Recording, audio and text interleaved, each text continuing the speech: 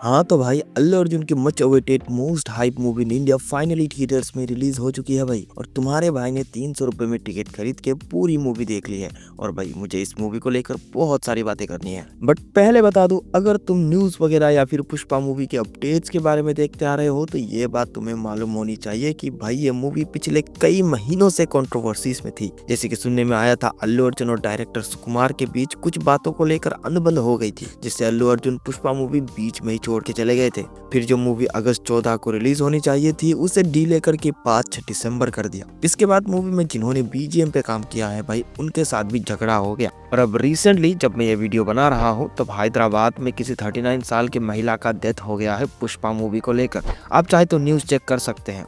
और अल्लू अर्जुन ने अपने सोशल मीडिया हैंडल्स पे इस बात को लेकर रिएक्ट भी किया है। तो भाई इतना सब कुछ होने के बाद भी फैंस के बीच पुष्पा द रूल का हाइप रुकने का नाम ही नहीं ले रही। मेरे ख्याल से पुष्पा 1 द राइज 3 साल पहले दिसंबर 25 के आसपास रिलीज हुई थी और उसी सेम डे पे स्पाइडरमैन नो वे होम भी रिलीज हुई थी। अब सामने मार्वल की मूवी खड़ी है जिसने 1.5 बिलियन डॉलर्स प्लस क्रॉस किए थे वर्ल्ड वाइड। और भाई पुष्पा द राइज ने इंडिया में अकेले 750 करोड़ का बिजनेस किया था। अब तुम्हें ये नंबर बहुत कम लग रहे होंगे, लेकिन तुम्हें ये बात भी ध्यान रखनी है कि स्पाइडरमैन पूरी दुनिया में चली थी और पुष्पा 1 सिर्फ इंडिया में। तुम स्पाइडरमैन नो वे होम का टोटल इंडिया कलेक्शन चेक कर लेना, तुम्हें पता चल जाएगा। और अब वही 3 साल पहले से यानी वहां से कहानी अधूरी थी कि अब पुष्पा के साथ क्या होगा। अगर तुमने अभी तक पार्ट 1 नहीं देखी तो भाई जरूर देख लेना, क्योंकि पुष्पा द रूल पार्ट 1 की डायरेक्ट कंटिन्यूएशन है, तो देखना काफी जरूरी है। अब सवाल यह है कि इतनी सारी कंट्रोवर्सीज एंड इतनी बड़ी हाइप क्या ये मूवी डिजर्व करती है या नहीं। आज भाई बात होगी, आ जाओ सारे। सबसे पहले तो मूवी की कहानी से शुरू करते हैं। तो बात यह है कि मूवी की कहानी सिर्फ एक डायरेक्शन में नहीं जाती, कई सारे छोटे छोटे सब प्लॉट्स एंड स्टोरीज दिखाई जाती है। बट अगर मैं तुमको मोटी मोटा समझाऊं बिना स्पॉयलर्स के, तो कहानी में पुष्पा अब सिंडिकेट का बाप बन चुका है। पर रुकावट अभी रुकी नहीं। बदले की आग में बावला बनवर सिंह शेखावत मौके की तलाश में है कि कब पुष्पा भाव को दबोचा जाए। जिस बीच पुराने कई सारे नेगेटिव कैरेक्टर्स हमारे हीरो को दबोचने की कोशिश करते रहते हैं। इस बीच पुष्पा भाव कैसे इन सब का मुकाबला करेगा वो आपको देखना है मूवी में। इसके अलावा पुष्पा भाव के फैमिली मैटर्स कई सारे हैं, जिसमें पहला मैटर है पुष्पा के खानदानी नाम को लेकर। जो पहले पार्ट से हमें दिखाया जा रहा है, सिर्फ पुष्पा नाम काफी नहीं, एक सरनेम होना जरूरी है, ऐसा मूवी में बार बार बताया गया है। उसके बाद भाई करोड़ों रुपयों की dealing, comedy, action, emotion, literally सब कुछ है मूवी में। अब ये मास मसाला मूवी है तो ये क्लियरली साबित हो जाती है कि जिन्हें मास मूवीज पसंद है, जैसे धमाधर बीजीएम का बजना, अपने हीरो के एंट्री पे, विलन के एंट्री पे लंबे चौड़े डायलॉग्स मारना, एक्शन के नाम पे लोगों को उठा उठा के फेंकना, जिन्हें ये सब देखना पसंद है, Pushpa the role is for you मेरे दोस्त। अब मेरे according Pushpa the role Pushpa the rise से थोड़ा बेटर है, क्योंकि इसमें ऐसे कई सारे सब प्लॉट्स एंड ऐसे इमोशनल मोमेंट्स हैं कि शायद तुम थोड़ा सैड भी हो जाओ। बट क्या ये मूवी मुझे पसंद आई? जी हाँ सर, मुझे बहुत पसंद आई। मैं अपने दोस्तों को भी ले गया था मूवी दिखाने एंड उनके रिएक्शन भी ऑसम थे। उन्हें बड़ा मजा आया मूवी देख के। जब पुष्पा 1 द राइज का ट्रेलर आया था यूट्यूब पे, तब लोगों ने कहा था अल्लू अर्जुन शायद ऐसे मजदूर दिहाड़ी लगाने वाले कैरेक्टर में फिट नहीं होंगे, उनके लिए तो अला वैकुंठपुरम जैसे कैरेक्टर्स ही ठीक है। पर भाई पुष्पा द रूल देखने के बाद मैं सिर्फ इतना बोलूंगा कि अल्लू अर्जुन के अलावा कोई ये कैरेक्टर प्ले ही नहीं कर सकता।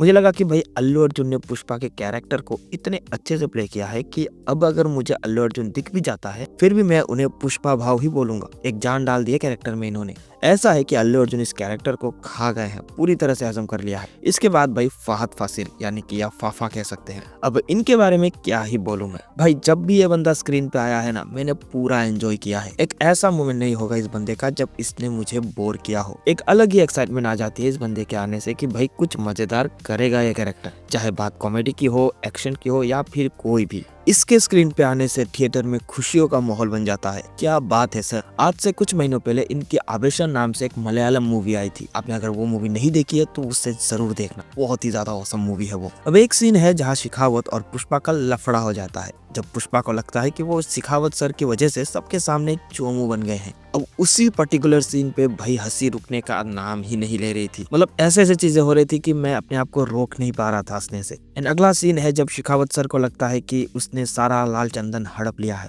वहाँ पुष्पा और शेखावत सर इशारों में बात करते हैं। दूसरा ये सीन था जहाँ मैं खूब हंसा। अब अगर मैं इसके हिंदी डबिंग की बात करूँ, खास करके शेखावत सर के, तो ये वही बंदा है जिसने आयरन मैन की हिंदी डबिंग की थी। हरियाणवी एक्सेंट में जो मुद्दा रखा है ना बंदे ने, मतलब मजा ही आ गया देखकर। और हिंदी डबिंग से एक कंप्लेन ये भी है कि जो केशव की हिंदी डबिंग की गई है जिस बंदे ने, उनका नाम संकेत महात्रे, और मुझे ऐसा लगा कि संकेत महात्रे केशव की हिंदी वॉइस में सूट नहीं कर रहे थे। देखो ये कम्प्लीटली मेरा ओपिनियन है, बाकी मूवी की हिंदी डबिंग काफी अच्छी है। फिर पुष्पा और श्रीवल्ली की केमिस्ट्री। अब पहले पार्ट में श्रीवल्ली का कोई इतना बड़ा रोल नहीं था, बाकी साउथ इंडियन मूवीज की तरह, लाइक देवारा। बस फर्क इतना था कि श्रीवल्ली को पुष्पा 1 में 10 मिनट ज्यादा दिखाया था देवारा के जानवी कपूर से, मगर इस बार ऐसा नहीं है। श्रीवल्ली इस बार एक इम्पोर्टेंट पार्ट प्ले करते हैं इस मूवी में।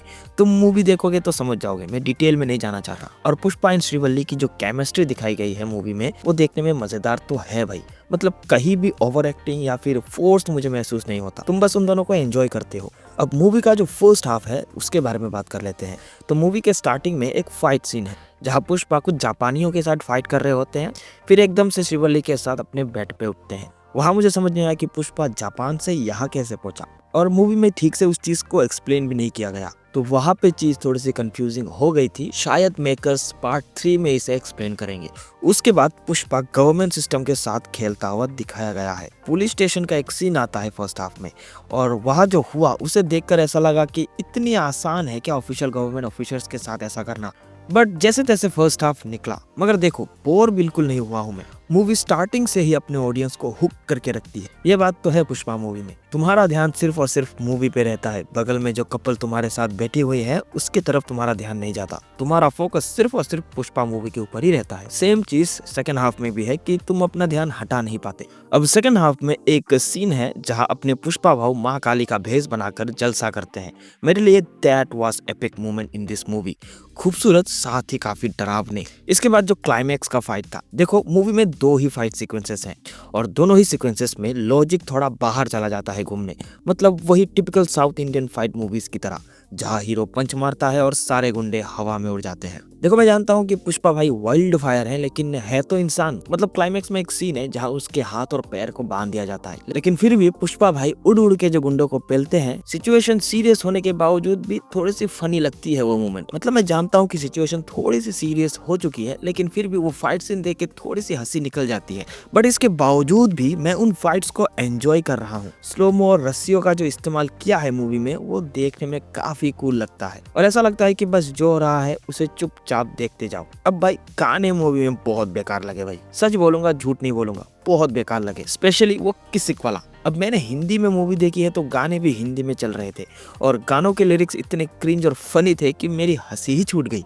पुराने टाइम पे टेलीविजन पर कुछ ओल्ड साउथ इंडियन मूवीज आती थी जिनके गाने भी हिंदी में डब करे जाते थे, ये भी कुछ वैसा ही था। मूवी में सिर्फ एक ही गाना था जो थोड़ा सुनने लायक था, जो कि है वो मेरा शामी वाला गाना। बाकी गाने इतने बेकार लगे भाई कि छी छी छी। एक गाना है जिसके लिरिक्स हैं भाई थप्पड़ मारूंगी, मतलब तुम अपनी हंसी कैसे ही रोक सकते हो ऐसे लिरिक्स पर। फिर एक गाना है फीलिंग्स, सेम क्रिंज लिरिक्स, और इनके डांस स्टेप्स तो तुम जानते ही हो कैसे होते हैं, मैं और क्या ही बताऊं। अब देखो हमारे सवाल पे आते हैं, जो कि था क्या ये मूवी वो हाइप डिजर्व करती है जितनी हाइप पे ये मूवी थी, या फिर ये ओवर हाइप्ड मूवी है। तो मेरा जवाब है हाँ और नहीं भी, क्योंकि जब मैं इसके ऑनलाइन रिव्यूज चेक कर रहा था तब मैंने देखा कि कुछ लोगों को ये मूवी पसंद आ रही है और कुछ को नहीं। साथ में तुम ये भी जान लो कि क्रिस्टोफर नोलन की मूवी इंटरस्टेलर भी री रिलीज हो रही है वर्ल्ड वाइड, मगर इंडिया को छोड़कर। अब इसका कारण इंटरनेट पे ये बताया जा रहा है कि सारे IMAX स्क्रीन्स पुष्पा के नाम पे कर दिए हैं, जिसके कारण इंटरस्टेलर इंडिया में रिलीज नहीं होगी। सच बताऊं, मुझे इंटरस्टेलर थिएटर में देखनी थी भाई। अब रियल रीजन तो पता नहीं, इंटरनेट पे तो यही लिखा था, जिससे काफी ऑडियंस नाराज भी हैं, इंक्लूडिंग मी।